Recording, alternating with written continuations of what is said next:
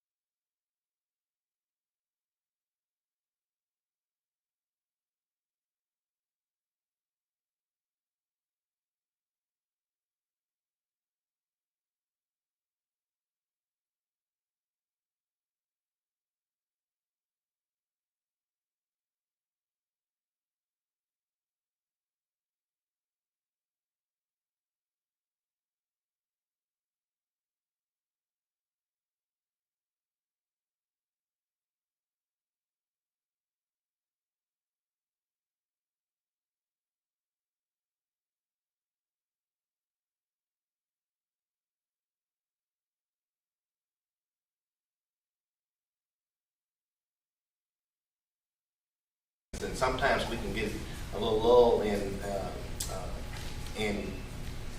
thinking just going on in everyday life and not thinking about this is not going to happen. But again, we see that it wasn't if it was going to happen in the swing. So now, yes, could we have been more proactive? Probably, but at that particular time, we didn't feel the need. So it's no time to look back and say, hey, we should have did this or that. But from this day forward, be able to move forward and make whatever corrections that need to be done and get better. Because it's not the fact that things are not going to happen. Oklahoma and those places didn't think they were going to have over 400 tornadoes. We didn't think there was going to be that much rain. But of course, there have been incidents that's happening that has been unprecedented. We've never seen this much rain, at least not in my lifetime, being able to see this much. And so not only are we looking at the impact of the levee system, but we're looking at being better prepared for the economic instability that we're going to have from this. Because long after this is done, we'll still be working to try to make everything better. Are there shelters set up? Yes, we have shelters set up at this time. And at this particular time, we have one that's ready, and we have one in Pine Bluff that's ready, and we have two outside of Pine Bluff, which is in the Rice Pastoria area and Swan Lake. Can we get the American Red Cross? Just step up Yes. for a second. Thank you.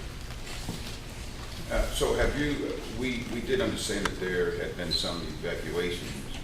So have you had to lend assistance to anybody at this particular point? Are you getting calls? Well, we have received a few calls. Unfortunately, we haven't had a huge flex of individuals in the shelters. Right now, we are at Seabrook at 6808 South Hazel here in Pine Bluff. And so, yeah, we have told everyone that they're able to come out to that particular shelter to go out and evacuate. So, yeah. Yeah, please. I have a question for the judge. How confident do you feel in these repairs where there were breaks in the levee? Like, how confident, who's doing these repairs, and how confident are you that these levees will hold? I'm very confident in the repairing of the breaks. Myself and my road superintendent went out and inspected a couple of the repairs, and especially one that was done at Pine Bluff Sand and Gravel and the railroad repairs. They were very sturdy. They were doing a great job, and they were persistent on it, and I'm very confident that these will hold. So again, I'm very confident, and again, I got to say this: the fact that we have all these individuals here, some representing their wards here in Pine Bluff. The mayor, she has been phenomenal. I can't say enough about her, and I know she's lost some sleepless nights worrying about this, and we all have. But the team of us working together along with all state and federal authorities to make this, to help us get through this ordeal has been really great. Judge, I have a question. After the disaster assistance from the federal government and the state come in, do you have any estimate at all about how much of the burden of dealing with this disaster the county is going to have to deal with? And do you have any idea of how the county is going to deal with it? I do not, and I don't want to just throw out numbers. I don't have an idea, but I can say this. Confidently, I can say that whatever resources the county has, we'll use every resource that we have. We will document everything that we need to document, and I feel confident that the state and federal level will reimburse whatever the counties do. The mayor feels the same way I do, so whatever it takes to get this done, we'll get it done. How are other areas outside the city limits, Redfield, Jefferson, Pine Bluff, Arsenal type areas?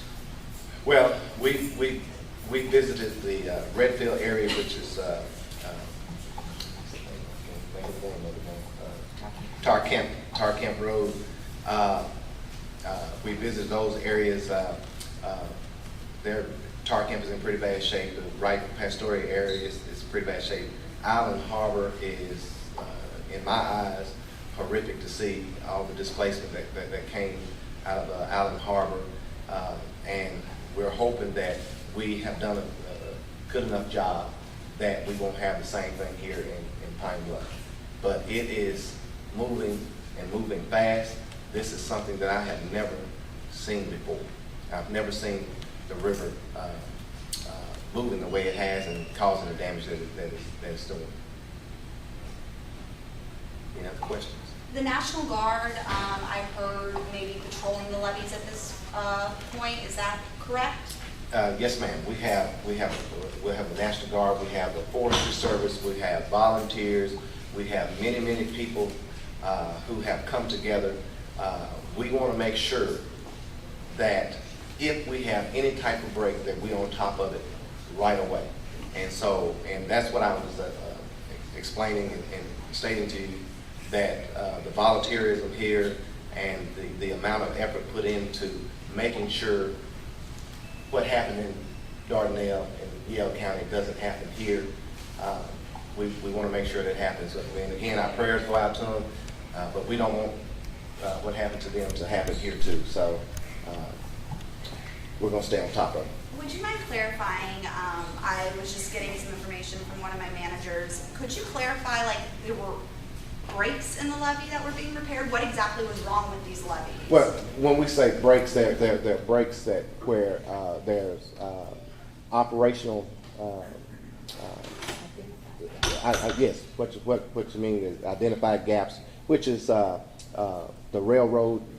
We have like the port where they use these gaps to conduct their business, and these were planned many years ago. That if this happened, that to stop their operations, and we would have to repair those gaps so that water wouldn't come into Pine Bluff. So that's what we were talking about. So it wasn't as though the floodwaters were damaging the levee. No. This was because of the way they were designed. Right. That areas need to be closed up. That's right. These were man-made gaps in order for operating purposes of businesses and for the port and railroad to be able to operate. And so these were man-made gaps that we knew that if something happened or the river overflowed, that we would have to close these gaps.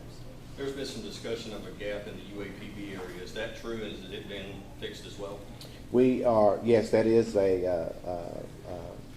not so much as a gap, but it is a area that we are watching, and we're on top of it right now. There was a little seepage there, but we're on top of getting that taken care of. And it's not so much of a levee gap, but more of a culvert type deal that we're dealing with drainage.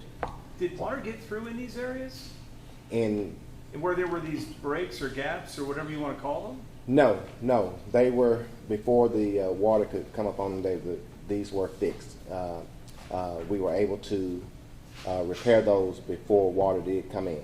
The water was moving pretty rapid, but those individuals from Pine Bluff Sand and Gravel, where one of the gaps were to the railroad, I mean, they were on top of it pretty quickly. And we had no issue of thinking that there was going to be a problem. So I hate to go back to ask the question, but now that we have kind of a definition on what you meant by break, Yes. it brings another question, which is, in the areas where water got through, how'd the water get through? Well, the water got through because they were on the other side of the levees, close to the river. So it wasn't that they flowed over the levees. It was just that the water got so high that they came in on the river side of it, and still those areas still had a ways to go as far as being flooded. But the area of concern, when we got the 49 feet crest, it did raise some concerns about how far the water would come in.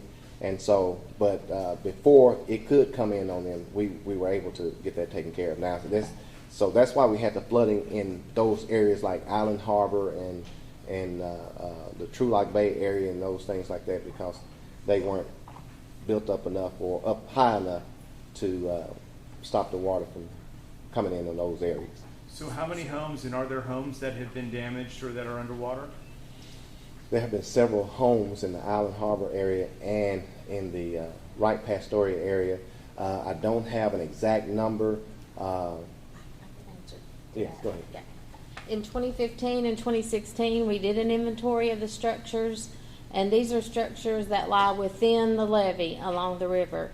And at that time, there was about 550 homes.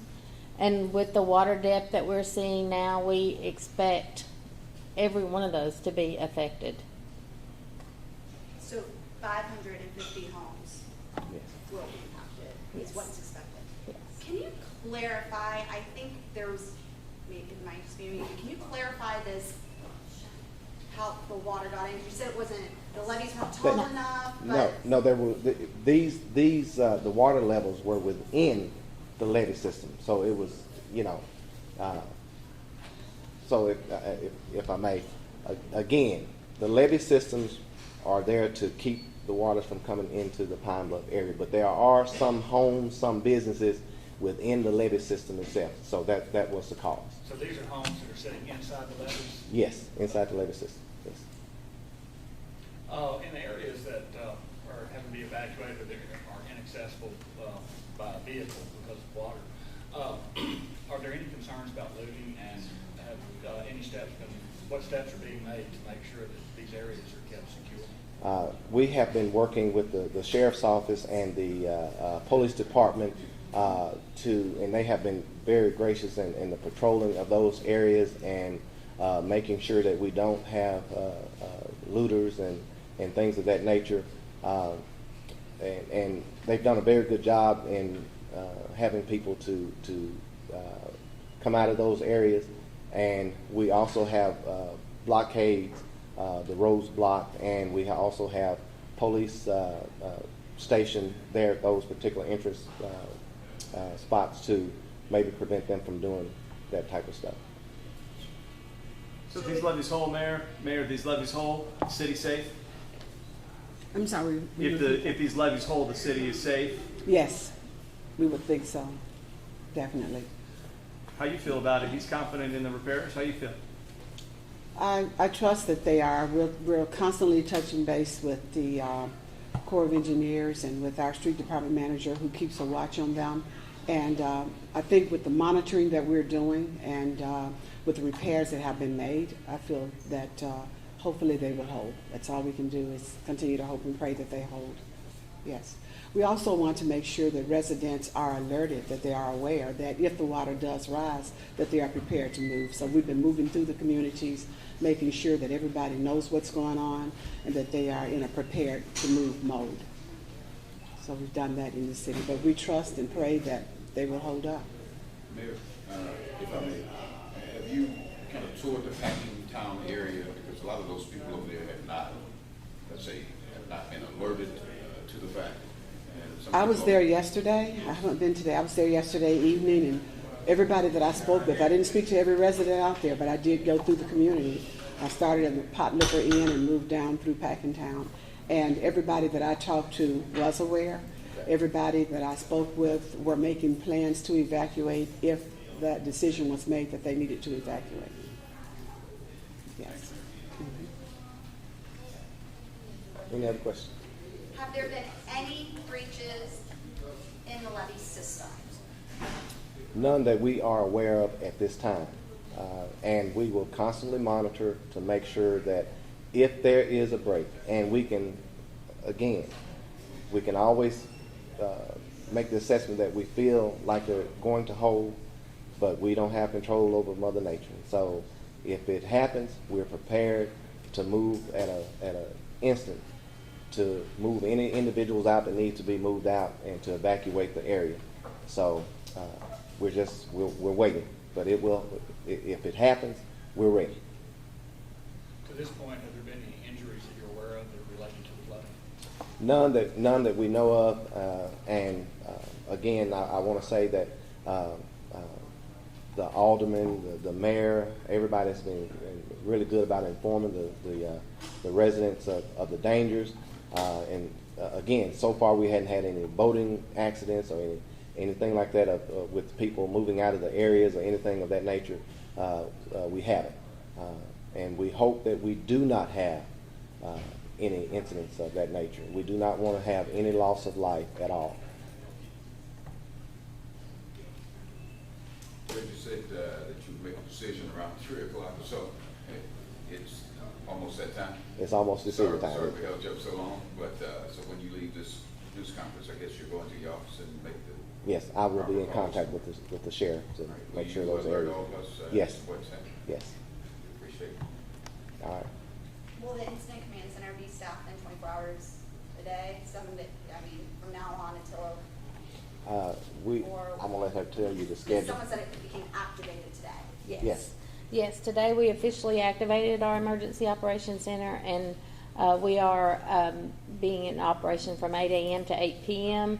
If we feel the need to extend those hours, we will. But at this time, it's just 8 a.m. to 8 p.m.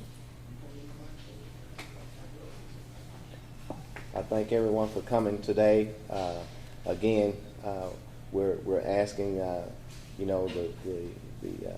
public to be patient with us. And the one good thing that I can truly say is that the spirit of giving has been all throughout the state, and it's been phenomenal. The way you guys have reported this and been on top of everything and keeping everyone informed has really been beneficial to all the residents and the people of the state. And we just ask that please continue to go through the appropriate offices and to where we can give you the most accurate information that we can give, so that you can give the most accurate information to the people of Arkansas. Thank you.